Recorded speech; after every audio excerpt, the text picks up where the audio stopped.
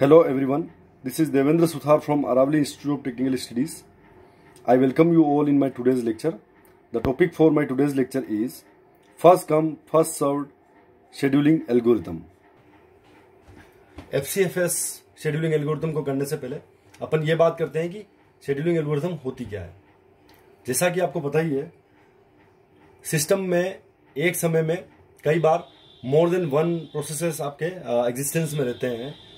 तो जितने भी प्रोसेस किसी टाइम पर रेडी क्यू के अंदर हैं, उन सभी को एक साथ तो सीपीयू सर्विस दे नहीं सकता। एक समय में केवल एक ही प्रोसेस को सर्विस देगा। तो सेम टाइम पे जब आपके प्रोसेस रेडी क्यू के अंदर होते हैं, तो किस प्रोसेस को कब सर्विस देनी है, इस चीज का डिसीजन करना is the scheduling algorithm. Scheduling algorithm को कई बार शेड्यूलिंग स्कीम, शेड्यूलिंग डिसिप्लिन भी कहते हैं। सिस्टम में शेड्यूलिंग करने के लिए there are so many scheduling algorithms available. उनमें से आज जो हमारा टॉपिक है दैट इज FCFS और first come first served scheduling algorithm. जैसा कि आपको लग ही रहा होगा, जैसा नाम है उसी तरह का इसका काम या मेथड है। फर्स्ट कम फर्स्ट सर्व, जो अपन नॉर्मल वे में बात करते हैं कि पहले आओ पहले पाओ, बस वही ये मेथड है। इसको बोलते हैं अपन first come first serve scheduling algorithm.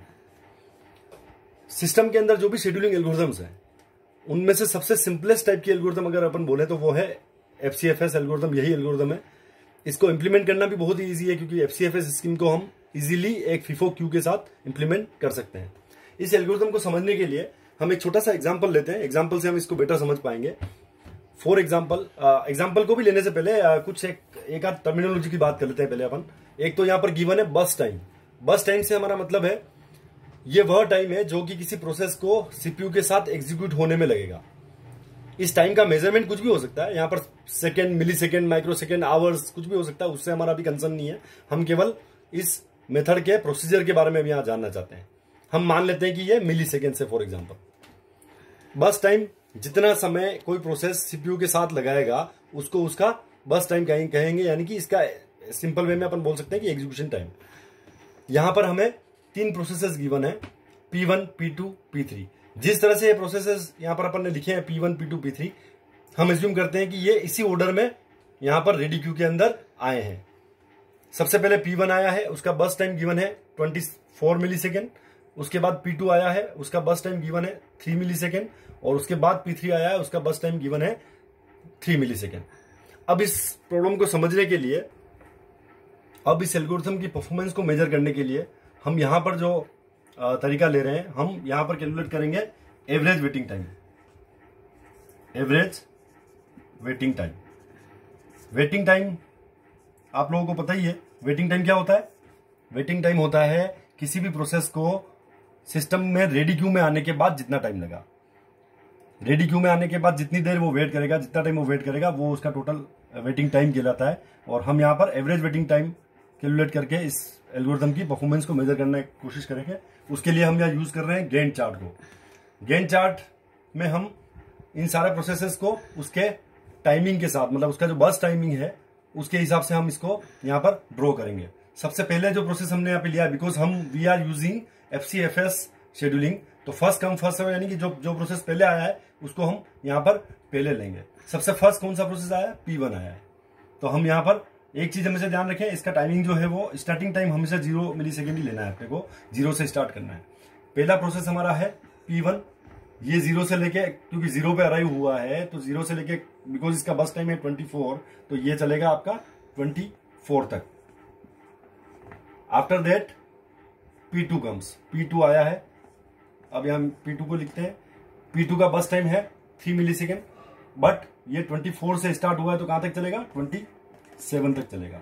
And after that arrive हुआ है आपका P3, बिकॉज इसका बस टाइम भी 3 मिली सेकेंड है। 27 से स्टार्ट हुआ है तो ऑब्वियसली ये 30 मिली सेकेंड तक आपका जाएगा। अब हमें कुछ नहीं करना है, इनका एवरेज वेटिंग टाइम निकालना है। पर एवरेज वेटिंग टाइम निकालने से पहले हम बात कर लेते हैं इनके इंडिविजुअल वेटिंग टाइम की। जैसे हम बात करें पहले P1 की। P1 का वेटिंग टाइम ऑब्वियसली यहां पर दिख रहा है हमें, क्योंकि इसको बिल्कुल भी वेट नहीं करना पड़ा। जैसे ही ये आपका रेडी क्यू के अंदर आया और ये सीपीयू को अलॉट हो गया 0 मिली सेकेंड पे, तो इसका आपका वेटिंग टाइम अगर अपन देखें तो 0 मिली सेकेंड हो जाएगा।